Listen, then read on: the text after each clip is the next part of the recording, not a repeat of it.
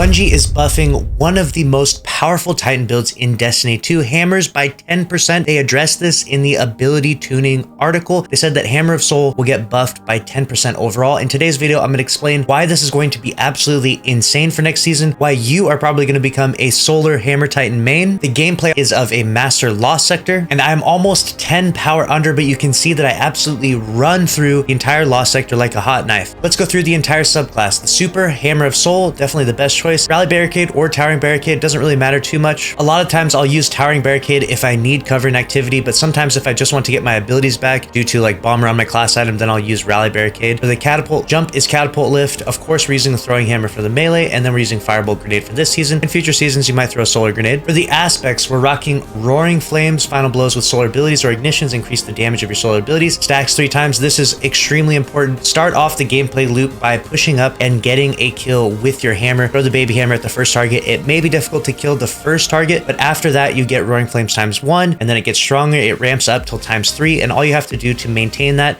is getting solar ability kills. So just keep getting baby hammer kills every roughly 15 to 20 seconds, and you will keep that Roaring Flames ×3 going. You'll be able to run through any activity in the game. We're using Soul Invictus as the other aspect. Solar ability Final Blows, Hammer of Soul impacts, and defeating scorched targets creates sunspots. Your abilities regenerate faster and your super drains more slowly while standing in a sunspot. So stand in the sunspots and get your abilities back extremely fast if you run out of anything, like your grenades, for example. For the fragments, you can go a lot of different directions, but the one that I always use is Ember of Torches, and the reason why is that this gives me and nearby allies Radiant. This makes it so I can kill anti-barrier champions. This makes it so my weapons do more damage if I do shoot my weapon. This is just all around a really good fragment. This never comes off. And the next one, and the most important one, is a real sleeper fragment that a lot of people look over, and that's Ember of Combustion. And this will be huge with a 10% buff next season. Final blows with a solar super cause targets to ignite and create a sunspot. It's not just applying some stacks of Scorch, it's straight up igniting everything. And with a 10% buff, this is going to absolutely clear all rooms. This gets even stronger when Syntheseps are procced, and on top of that, we can actually add a few more fragments to make this even stronger. We can add Ember of Eruption. Your solar ignitions have increased area of effect. This will turn all of your super hammers into literal nukes. And then the last one is Ember of Wonder. Rapidly defeating multiple targets with solar ignitions generates an orb of power. Now, obviously, throwing your hammer with 10% buff is going to create a ton of ignitions, and with an increase to the area of effect because of Ember of Eruption, this is going to be a crazy build, and I'm really looking forward to using this next season because I'm already loving it in this season. Now let's go ahead and break down all of the mods that I have on my armor here. For the helmet, we're just rocking a Void Siphon because I was using Void weapons. However, you can use Arc or Kinetic Siphon, just whatever you're using to kill a singular ad. Obviously, this is going to tie into Reaper more than anything because for the most part, I'm going to be throwing my baby hammers at everything, but once in a while, I'll get a shotgun kill, fusion kill, whatever it may be. And when I do so, this will give me an orb due to Reaper and the Siphon mod on my helmet. Now, double hands-on is going to be the most important thing here because we are going to try and get our supers back as fast as possible and getting all those melee kills because we have infinite throwing hammers, and hands-on is going to make it crazy fast to get those solar supers back. On the gauntlets, of course, we're going to rock heavy-handed because of all those melee kills, and then we're rocking double impact induction, causing damage with a melee attack, reduces your grenade cooldown. Of course, we're hitting so many melees, so we're going to get our grenades back like crazy and be able to throw fire bolts in this instance. And also, if you have a difficulty surviving in this, you can actually swap to healing grenade, and I highly recommend this. So when you're first using this build, you might find survivability to be really tough because you're so up and close with all of the enemies. I highly recommend to just get used to it with using healing grenade, and then when you finally get used to the rhythm and the flow of it, and swap over back to Firebolt Grenade or Solar Grenade in future seasons. On the chest piece, this is going to be really important. Make sure you have melee damage resist. The reason why you want melee damage resist is because this is due to proximity of how close enemies are to you. If a sniper is 5 feet away from you and they snipe you, that actually is melee damage resistance that's going to work for you, not sniper damage resist. And because you're getting in every enemy's face throwing baby hammers, melee damage resistance is easily the best mod for this. Pair with that whatever the other enemies are shooting at you or whatever the threat is for the activity. And then moving on down to the boots now, we're going to be using Void Holster and Void Weapon Surge, and the reason why is because this build pairs so perfectly with Tractor Cannon, and Tractor Cannon, just as a side note, does stun overloads because of suppression. So keep that in mind. Fighting overloads with this build is easily the most fun build. Recuperation on the boots, so that way when we make orbs with hands-on or various other sources, we'll be able to pick up those orbs and get a crazy amount of health back. On the class item, we're going to be using Proximity Ward, so that way when we hit a finisher, we get an overshield because I'll be using that every once in a while. However, I will say in order to keep your Roaring Flames procced, you want want to actually get the kill with the hammer, so try to be careful. Make sure to only use your finisher when absolutely necessary. For example, if you throw your hammer across the room and the champion is one shot, of course use the finisher so that way the barrier champion doesn't get their health back. But for the most part, you want to get the kills with the baby hammer to keep that gameplay loop working effectively. And then we'll be rocking a Reaper mod, so that way when we do apply our Titan wall, whether it's the short wall or the tall wall, it doesn't matter. The next kill we get with a weapon, maybe a slug shotgun, maybe a tractor, maybe primary ammo weapon, whatever it is we're using. When we get a kill with that, it'll drop an orb, which will feed into our gameplay loop. And then bomber is going to be the last mod here. Let me know your thoughts about this build down in the comments below. Make sure to subscribe if you enjoyed. Smash the like button. See you in the next one. Later.